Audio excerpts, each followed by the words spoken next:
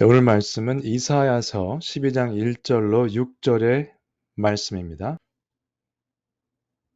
먼저 영어권 예배를 하고 그 다음에 한어권으로 넘어가도록 하겠습니다. Today's topic is the grateful life. Since we're taking on Isaiah chapter 12, I'd like to go over some backgrounds about Isaiah. The name Isaiah means Yahweh saves. In Isaiah chapter 1 verse 1 says, the vision of Isaiah the son of Amos, which he saw concerning Judah and Jerusalem in the days of Uzziah, Jotham, Ahaz, and Hezekiah, the kings of Judah. So from Uzziah to Hezekiah, this time frame is about 740 BC to 681 BC. If you look at Isaiah chapter 37, the death of Sennacherib, the king of Assyria, is mentioned there. And between those two times, meaning about 60 years, Isaiah ministered and served as the prophet.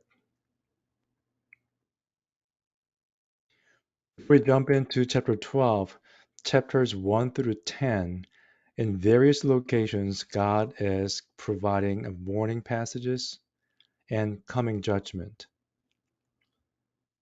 But chapter 11, verse 1 starts with this. There shall come forth a shoot from the stump of Jesse, and a branch from his roots shall bear fruit.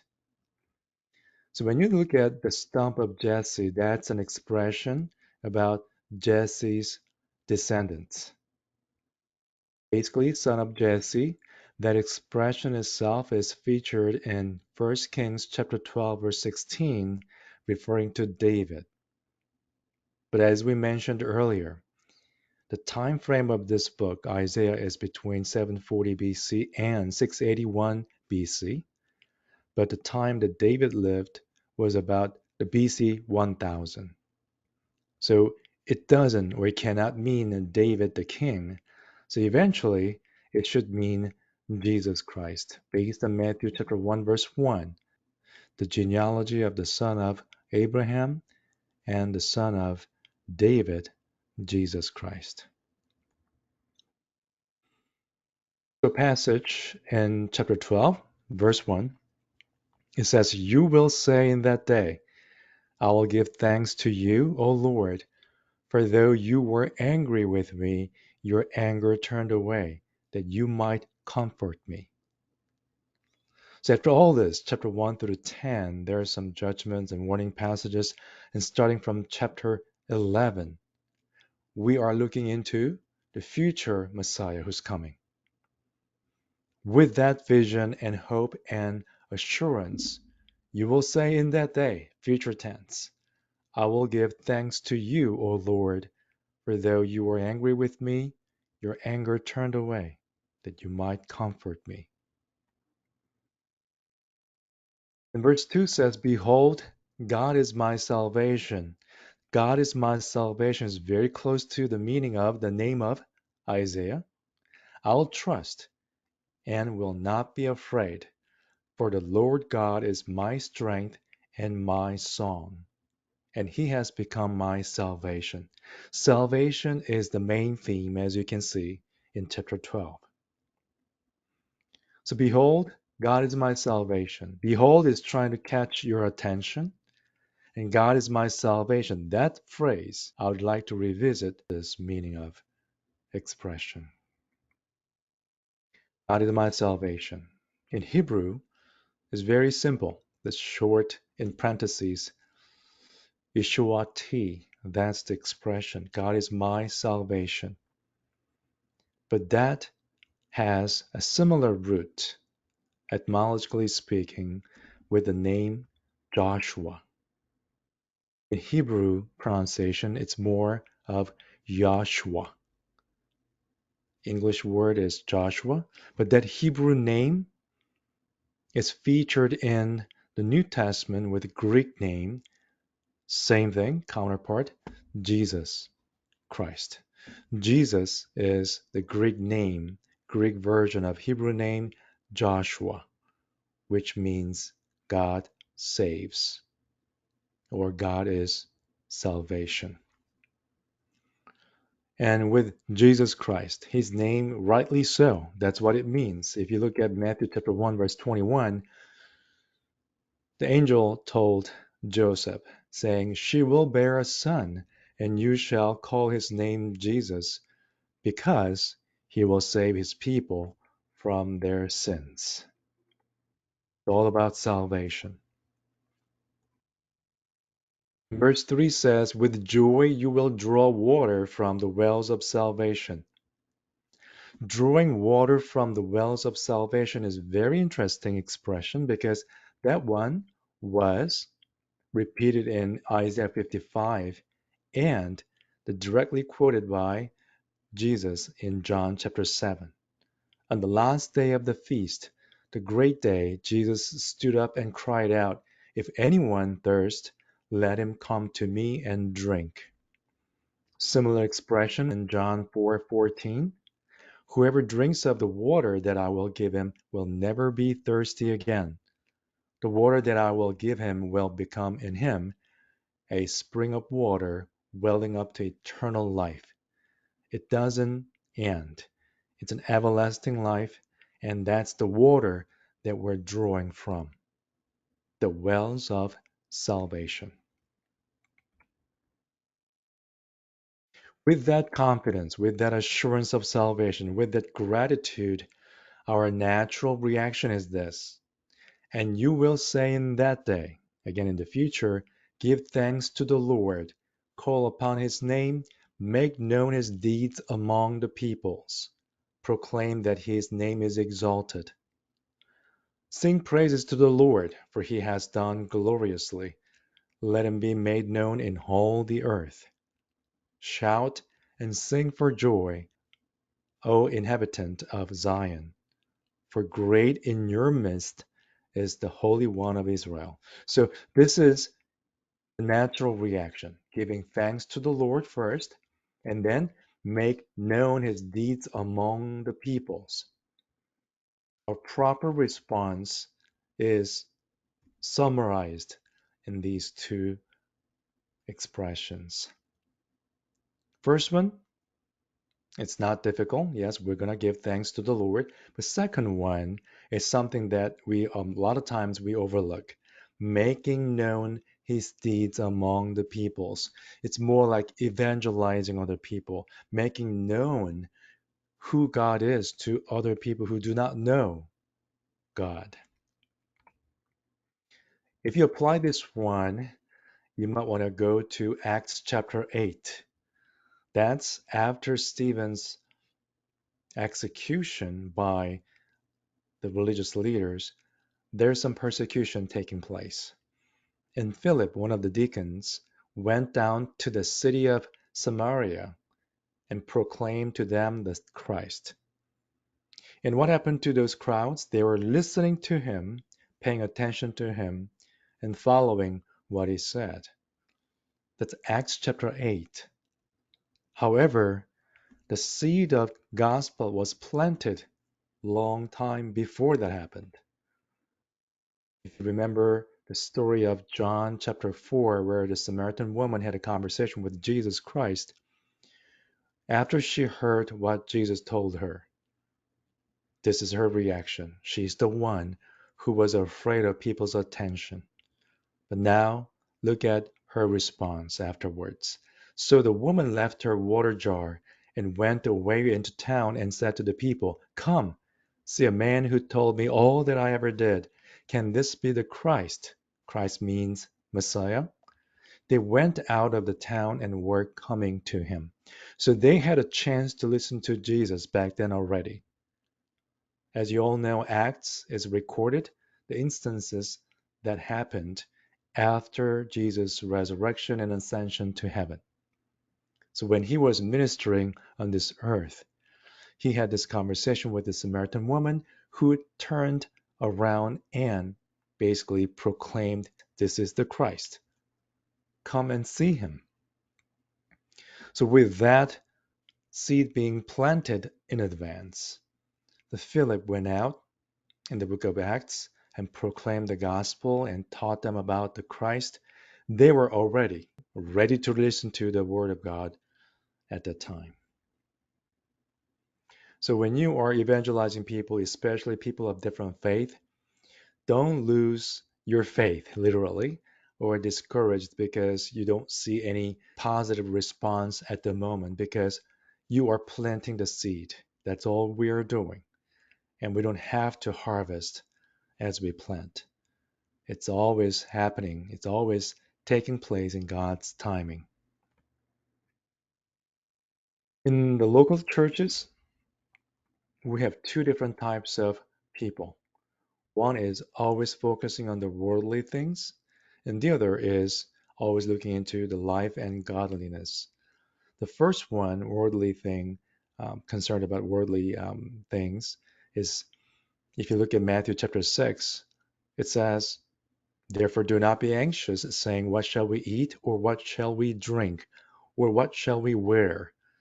For the Gentiles seek after all these things. The Gentiles here is the people who don't believe in God. In our context, it's not being concerned about what's happening in our lives, but more likely we are chasing after the same dreams and same desires that other people chase after. But the other side, the life and godliness, we have to look into this. His divine power has granted to us all things that pertain to life and godliness. We may feel like we're missing something, we're lacking some aspects of our lives, but Bible clearly says that God provided us all things that pertain to life and godliness through the knowledge of him who called us to his own glory and excellence. So the knowledge is very important here. It doesn't mean that you all have to go to the seminary and get a PhD in the biblical theology. However, knowing God intimately through the Word of God is the main point here.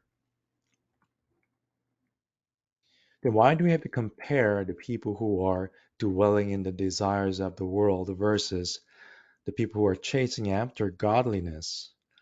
To see the difference between those two. Because when I just preach and teach and explain the Word of God without any context, you may not see the relevance in your life. But by contrasting and comparing those, you will acknowledge the truth and its relevance in your life more clearly. So our conclusion today is 1 Thessalonians chapter 5 verse 16 through 18. It's from NASB version. Rejoice always, pray without ceasing. So rejoicing all the time and praying without ceasing, it takes some self-discipline. However, more importantly, you're not supposed to rely on your own ability. These are the people who are trusting the Lord with all their heart. Because without trusting the Lord, you may not be able to rejoice all the time. You may not pray without ceasing. Always remember, trust in the Lord with all your heart, as the proverb chapter 3 verse 5 indicates. And then in everything give thanks, for this is God's will for you in Christ Jesus. In everything we're supposed to give thanks because this is God's will for us in Christ Jesus. God's will can mean different things here, but directly it's going back to giving thanks in everything. That's God's will for us. We rejoice every now and then for different reasons. And a lot of times we're told that you don't have to have any reason to rejoice. But it's tough without any reason. Even as a spiritual person, we need to have a reason for joy and peace. The reason we're supposed to rejoice is Christ Jesus, our salvation, our ultimate hope, who gave us the eternal life. That's everything we need, more than sufficient for us to rejoice always and give thanks in everything. With that mindset, whatever we receive from God, everything else, if you're healthy, if you're financially stable, if you have some talents that you can serve other people in different capacity, everything else is extra. Even if we don't have anything else, all we have is Christ Jesus, that's more than enough. That's everything, all the reasons for us to give thanks. But when you add everything else, anything else, we have additional reasons to be thankful for. And that's why it's possible. Because when you look at Christ Jesus, He's everything. But by looking at everything else, whatever it is, small or large or many or just one, it doesn't matter. In everything, we will be able to thank God.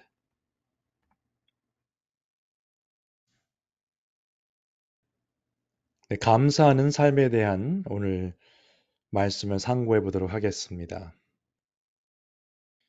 이사야서를 하기 때문에 이사야에 대해서 조금 살펴보도록 하겠습니다. 이사야의 이름은 여호와는 구원이시다. 여호와께서 구원하신다. 이런 뜻이 있습니다. 그리고 이사야서 1장 1절을 보시면 이사야가 사역했던 그 시절이 나오는데 우시야 왕부터 히스기야 왕의 시대까지 계속해서 사역을 했던 선지자가 이사야였습니다. 이사야서 37장을 보시면 아수르의 왕 사네립 왕이 죽고 그 아들이 왕이 되는 장면이 나오는데 그때를 대강 BC 681년경으로 봅니다. 그래서 한 60년 정도 사역을 했던 선지자가 이사야로 보시면 되겠습니다. 740년부터 681년 이것을 기억하시면 조금 다음에 제가 설명드리는 부분에 대해서 이해가 되실 줄로 믿습니다. 먼저 이사야서 1장부터 10장을 보시면 곳곳에 하나님께서 경고의 메시지, 그다음에 심판의 메시지가 나옵니다. 유다의 불순종에 관한 부분이 나오고요. 그런데 11장에 들어서면서 이새의 줄기에서 한 싹이 나며 라면서 시작을 합니다. 그래서 보통 이새의 줄기라고 하면 이새의 아들, 이새의 자손들, 특히 다윗 왕을 생각하게 됩니다. 그래서 이새의 아들이라는 표현이 다윗 왕을 상징하는 것으로 열왕기 상에 나오는데요. 시기적으로 조금 전에 설명드린 것처럼 이사야가 사역했던 시절은 BC 740년부터 BC 681년입니다. 그런데 다윗이 살았던 시절은 BC 기원전 1000년 정도 돼요. 그러므로 다윗의 시대 이후에 써진 것이거든요. 그러면 결국은 다윗을 말한다기보다는 이 부분은 예수 그리스도, 아브라함과 다윗의 자손 예수 그리스도의 세계라라고 시작된 마태복음 1장 1절을 기억하시면 도움이 되겠습니다. 그래서 그의 위에 여호와의 영, 곧 지혜와 총명의 영이요, 모략과 재능의 영이요, 지식과 여호와를 경외하는 영이 강림하시리니 예수 그리스도를 일컫는 것으로 보셔야 되겠죠. 그리고 나서 12장의 1절은 이렇게 시작합니다. 그날에 내가 말하기를 여호와여 주께서 전에는 내게 노하셨으나 이제는 주의 진노가 돌아섰고 또 주께서 나를 안위하시오니 내가 주께 감사하겠나이다 할 것이니라. 이제 1장부터 10절은 어려운 일들이 많이 나올 것으로 경고의 메시지가 있었지만은 11장에 갑자기 그리스도 예수에 관한 구원자에 관한 얘기가 나오기 때문에 이제 12장에서 그 이야기가 연결되는 거죠. 그날에 내가 말하기를 여호와여 주께서 전에는 내게 노하였으나 이제는 주의 진노가 돌아섰다. 주께 감사하겠나이다. 그 다음에 보라 하나님은 나의 구원이시라 라고 말합니다. 하나님은 나의 구원이시라. 하나님은 구원이시다. 이사야 이름의 뜻이라고 말씀드렸죠. 그래서 하나님은 나의 구원이시라 라는 부분을 조금 더 살펴볼 필요가 있겠습니다. 한어 성경도 그렇고 영어 성경도 그렇고 하나님은 나의 구원이시라라고 길게 표현을 했는데 히브리어 자체는 이슈와티라고 해서 굉장히 심플합니다. 간단하죠. 근데 이 어원상으로 보시면 하나님은 나의 구원이시라라고 하는 히브리어 표현이 여호수아의 이름과도 관계가 있습니다. 히브리어 단어로 발음을 해보면 여슈아입니다. 영어는 자슈아죠. 여호수아 굉장히 비슷합니다. 그래서 그 여호수아의 뜻이 히브리어에서 여호수아라고 하는 그 이름이 헬라어에서는 예수죠. 같은 이름의 뜻입니다. 그렇다면 하나님은 나의 구원이시라라고 하는 이 본문은 여호수아, 궁극적으로 예수 그리스도와 연결을 시켜서 보셔야 되겠습니다. 그리고 마태복음 1장을 보시면 21절에 하나님의 사자가 요셉에게 말을 하죠. 아들을 낳으리니 이름을 예수라 하라. 이는 그가 자기 백성을 그들의 죄에서 구원할 자이심이라 하니라. 예수님은 자기 백성들을 구원하러 오시는 분이다. 그래서 구원과 계속해서 연결이 되고 있습니다. 그러면 구원자로서 오신 예수 그리스도를 우리가 영접하고 그리스도 안에서 거듭난 삶을 살게 된다면 어떤 사람들이 되는 것인가? 3절에 그러므로 너희가 기쁨으로 구원의 문물들에서 물을 기르리로다. 구원의 우물들에서 물을 깃는데 기쁨으로 깃는 거예요. 근데 그 표현이 이사야서 55장에도 나오고요. 요한복음에서 예수님께서 사용하십니다. 명절 끝날, 여기서 말하는 명절은 요한복음 7장 앞에 1절, 2절을 보시면 초막절입니다. 곧 큰 날에 예수께서 서서 외쳐 이르시되 누구든지 목마르거든 내게로 와서 마시라 라고 말씀하셨어요. 구원의 우물을 말씀하시는 건데 이 표현이 비슷한 표현이 또 요한복음 4장에 나오죠. 사마리아 여인과의 대화 가운데 내가 주는 물을 마시는 자는 영원히 목마르지 아니하리니 내가 주는 물은 그 속에서 영생하도록 솟아나는 샘물이 되리라. 네,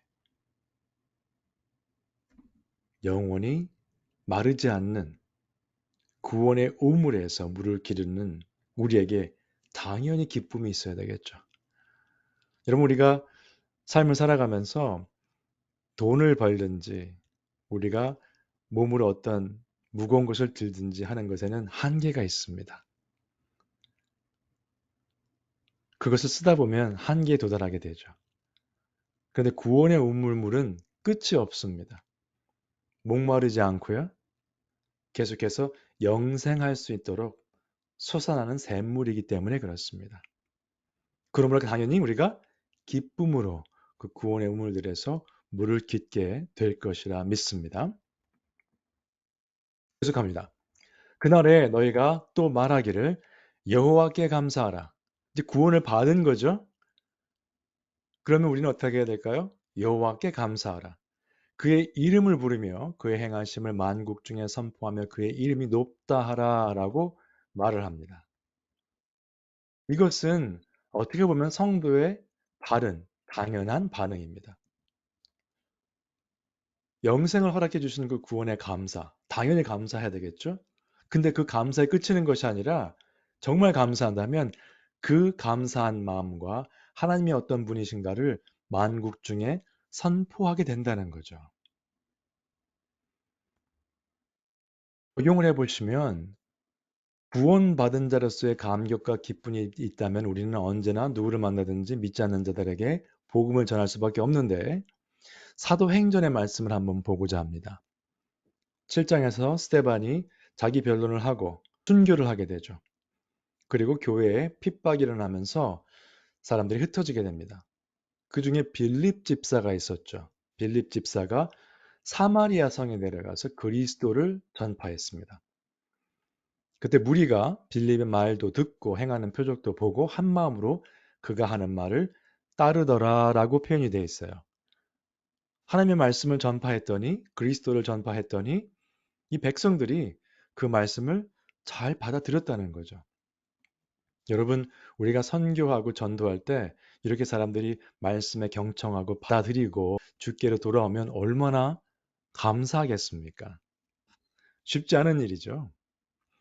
근데 이런 결과가 있었던 것은 여러 가지 원인이 있겠지만 그 중에 하나는 요한복음 4장에서 예수님께서 사마리아 여인과의 대화를 하신 후에 남들의 눈을 피해서 물을 뜨러왔던 그 여인이 남들의 눈을 두려워했던 그 여인이 예수님을 만나고 나서 보였던 반응도 분명히 작용을 했을 것입니다. 여기 보시면 여자가 물동이를 버려두고 동네로 들어가서 사람들에게 이르되 내가 행한 모든 일을 내게 말한 사람을 와서 보라. 이는 그리스도가 아니냐 하니 그들이 동네에서 나와 예수께로 오더라. 사도행전은 예수님께서 부활 승천하신 후의 사건을 말한 것이고 요한복음은 예수님의 공생의 기간 동안 일어났던 일이기 때문에 이미 빌립이 사마리아 성에 내려가서 말씀을 전했을 때에는 사마리아 여인과의 사건을 통해서 그리스도의 말씀을 들었던 사람들이 있었던 거죠. 다시 그리스도에 관한 이야기를 들으니 그 말을 듣고 따르는 사람들이 많았던 것입니다. 하나님의 은혜고 하나님의 시간에 맞춰져 일어난 일이죠. 우리가 낙심할 수가 있어요. 선한 일을 하면서 전도를 하고 교회를 섬기고 하는 일 가운데 금방 열매가 안 보일 수 있습니다. 세상 일도 마찬가지죠. 한 번에 이루어지는 일은 많지 않습니다. 그러나 우리가 지금 씨를 뿌린다.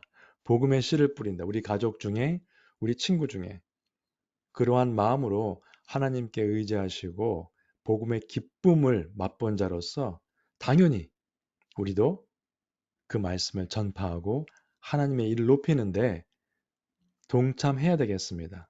이것은 단지 선교사, 목사들의 일이 아니고요. 우리 모두가 참여해야 될 일일 줄로 믿고 여러분들도 삶 가운데 그러한 일들을 통해서 주님께 영광 돌리시기를 축원드립니다.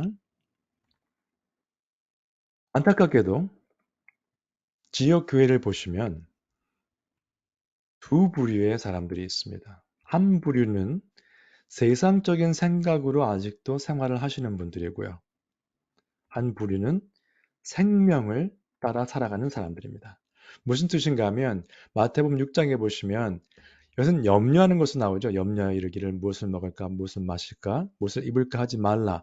다 이방인들이 구하는 것이라 라고 되어 있는데 제가 말씀드리는 포인트는 염려하는 차원이 아니고 우리는 세상 일들 가운데 세상의 일들로 인해서 머릿속이 가득 차 있고 가슴이 가득 차 있다면 그것은 교회는 비록 다닐지 모르지만은 세상 사람과 같은 삶을 산다는 거죠.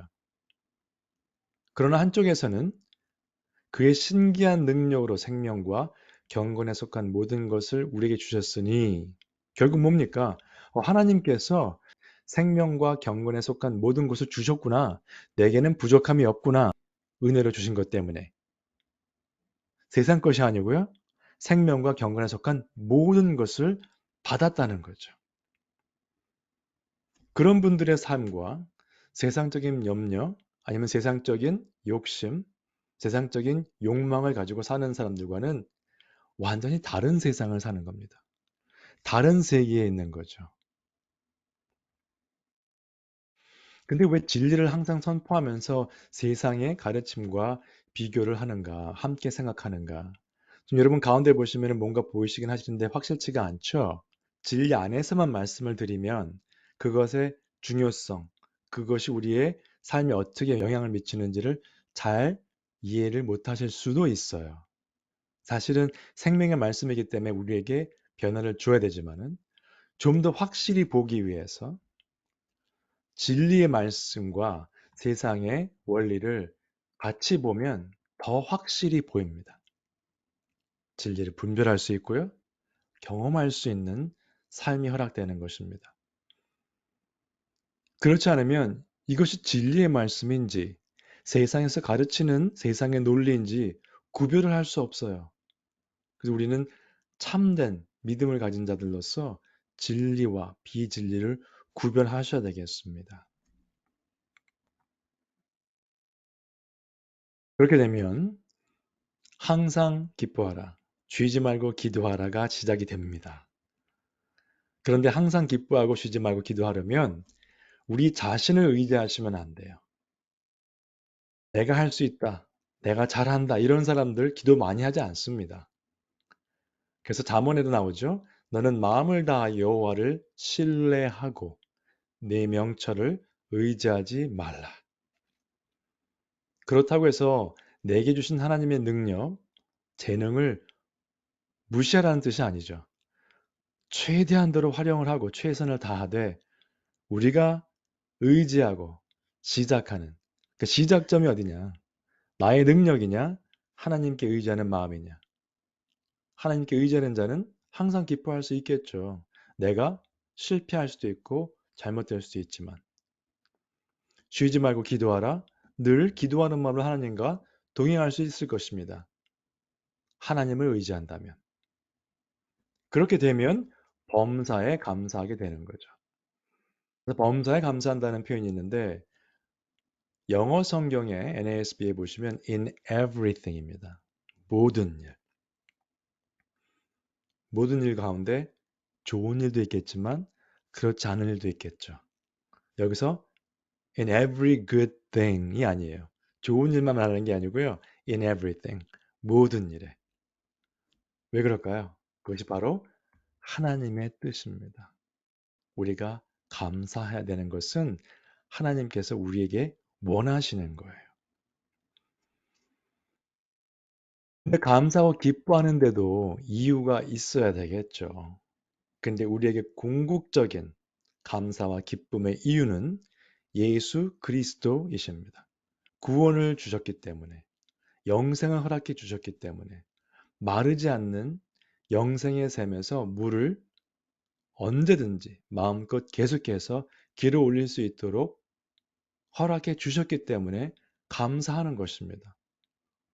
그러므로 예수 그리스도만 묵상을 하셔도 범사에 in everything에 감사하실 수 있어야 되고 항상 기뻐하실 수 있어야 돼요. 그런 마음가짐이 있다면 우리 삶 가운데 허락하신 모든 것은 다 엑스트라겠죠.